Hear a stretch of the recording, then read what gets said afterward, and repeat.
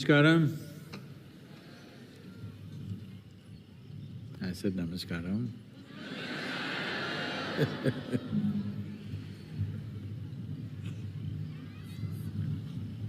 Seeing that I have to say two namaskarams to get one namaskaram from you,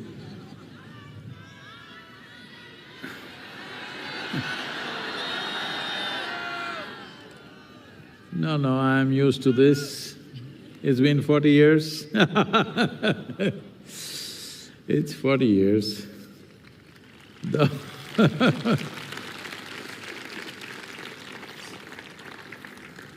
So,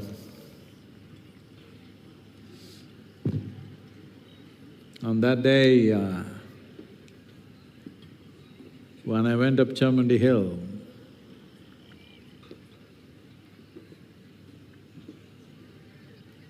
not with any intent, simply. It's wonderful today. We are sitting here at the foothills of Velangiri. From that day, Chamundi to Velangiri, it's been a long journey, but that day feels just like it was yesterday or day before.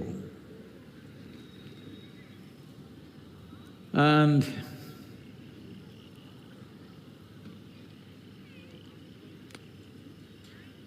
should I speak to you about the ecstasy of that or the pain of the consequences? Both, everything. Everything will take 40 years.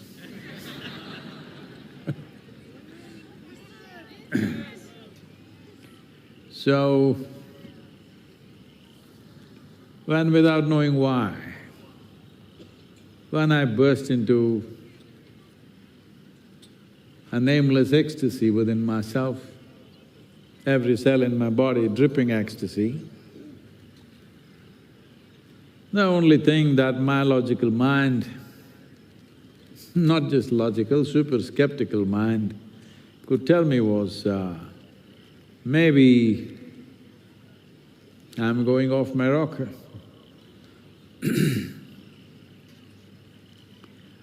That day when I went up, I was a very smart young man. But I lost him there. I don't know what happened to him, because he was made up by me. And this guy came and trampled on him and destroyed him completely. He was a really smart man. Lost him, completely lost him. But left with, as I said, nameless ecstasies bursting out, overflowing. When I kind of got control over that as to how to hold it without looking like a fool, when I figured that out, I realized this is so simple. If I just create a little bit of space between me and my physiological process or my body, between me and my psychological process or my mind, if I just create a little bit of space, well, every cell in my body is dripping ecstasy. When I saw it's this simple, I could not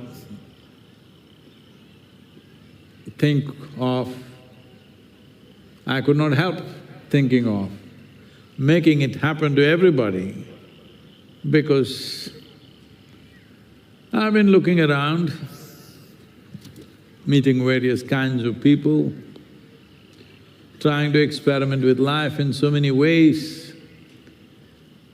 By then, I was only 25, but I had traveled a lot across the country. I've been in the remotest parts, slept in huts with very basic labor class of people, slept in good homes, been around with my family, friends and various things. I also, because I was deeply kind of disturbed within myself, because I saw so much injustice in the world. Wherever I saw injustice.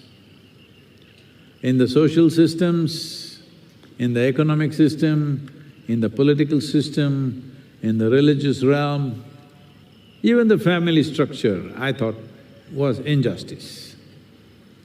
When you see injustice and when you're young, you get angry. So I was kind of always angry, not about anybody, simply angry. So, when I saw I was causing not exactly misery, but anger is a kind of suffering too.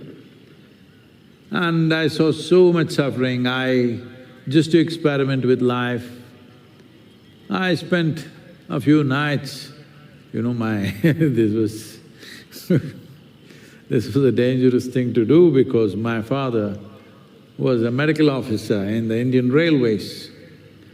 But because I heard that life on the railway platform is at its worst, so I wanted to see how bad it is. So I went and slept in the Mysore railway station for about 3 nights, and I saw a really low level of life.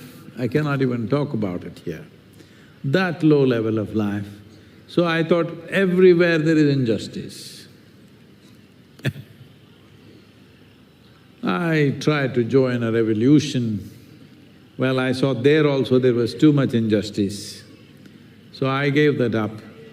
And when I found that just if you sit here, being untouched by the physical and mental processes, you could be ecstatic, I thought the whole world will want it. Well, then I sat down and made a plan for the population that was there at that time. I thought a plan of action for 2.5 years, I will make the whole world blissful. See what a failure I am.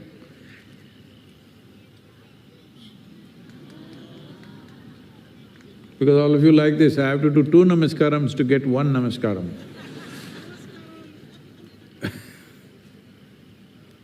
Because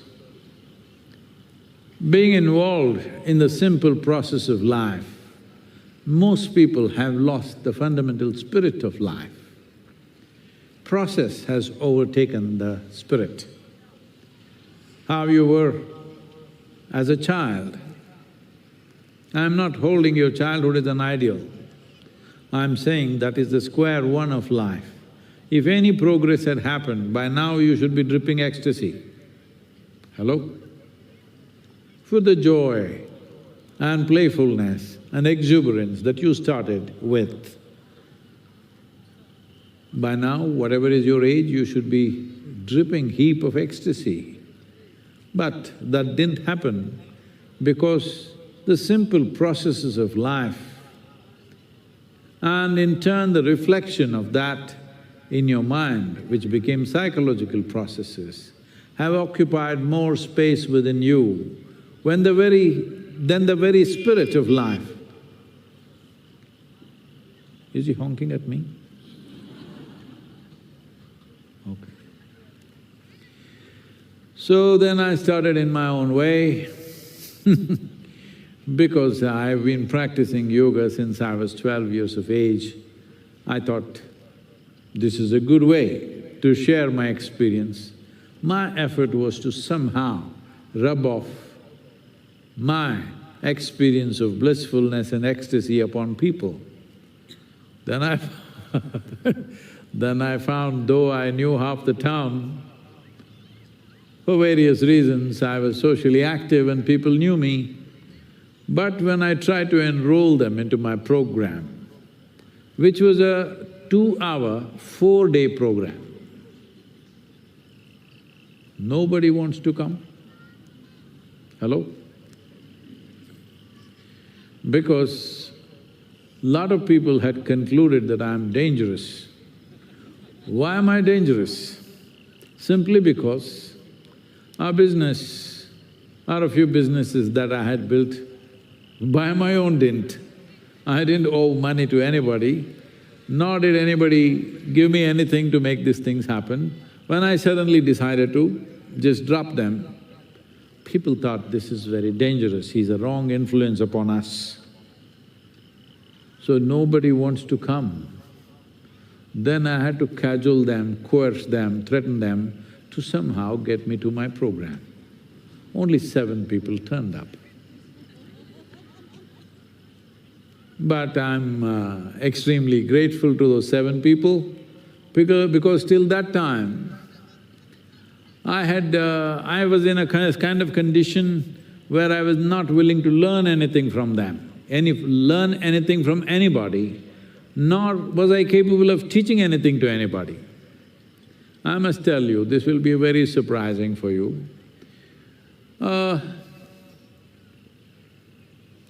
This happened when I was in my pre-university, that there was a debate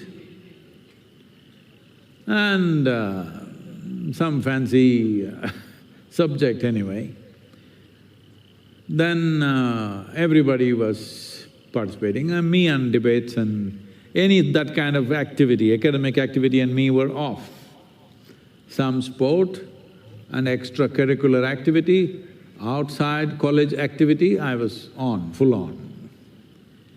So, I wouldn't get into such things. But then they asked us to write an essay, so I wrote 2-3 pages of that. Our teacher read this and said, "This is very good, you must come to the debate." I said, "No, I'm not interested," because it was a competition. I never entered any competition in my life. A few competitions or few games that I played for the school, whatever cups and medals that came, I never went there to receive them, because I always had a disdain. Trying to be better than somebody never kind of excited me. Ugh, I'm better than you, that sounded kind of vulgar to me, so I never went into competitions. If I went, I never went for the prize distribution. So when they said debate, I said I'm not interested. But then a whole lot of my friends said, "This is great, what you have written is great, you must come and just say this, what you have written." After much coaxing, I said, "Okay," and I went. This I'm supposed to speak for just about 5 minutes. I know everything what to say, but till then I'd never spoken in front of people. I never thought it was an issue. So I went and stood there, wanting to speak what I have already written myself. But I looked at people and I went blank. I couldn't say a single word. I stood there for 3 minutes and all my friends saying, come on, say it, say it." Nothing. Then 3 minutes they rang the bell, because if you don't speak for 3 minutes, it's over for you. Then I came down. Then I said, "This is not for me, never again I will speak in front of people, because I don't seem to be good at it." So, teaching was not my forte in any way. But these 7 people, I'm grateful to them because they came and sat down. First day, 2 hours. Second day, these 2 hours became 5 to 6 hours. Third day also similar kind of hours. When fourth day came, they said, "This is too good, we want to listen some more." So it got extended to 5 days and then 6 days. Then it became a 6-day program. No control over what happens, simply whichever way it goes. What I saw was, From 1982, 83 to 89, for those 6 years, nearly 7 years maybe, 6.5 years, when I conducted these programs for all kinds of people, everybody was dazzled, but they didn't know what I was trying to say. They knew there is something here of value, but nobody could figure out what it is. Initially, I was kind of, okay, at least I'm leaving people dazzled, they'll go home and think and get it. But then I saw leaving people just dazzled is no good. So in 87, 88, I transformed the whole way I transmit things and try to bring an experience by shaking them to a point. At least 80% of them would be crawling. If I'm just speaking, they would be crawling on the floor all over the place, not knowing what's happening to them. So that was a good mop of the floor, but tears and crawling and screaming was happening. But I knew if we have to reach the world, we have to refine this further. So I try to teach in many ways. Programs were never standard. Sometimes these programs for 6 days, sometimes 12 days, 13 days. Full 12 days, I will speak only motorcycles. Full 12 days, I'll speak only butterflies. Full 12 days, I'll talk only flowers. Because I saw it doesn't matter what you talk about, as long as you transmit the experience.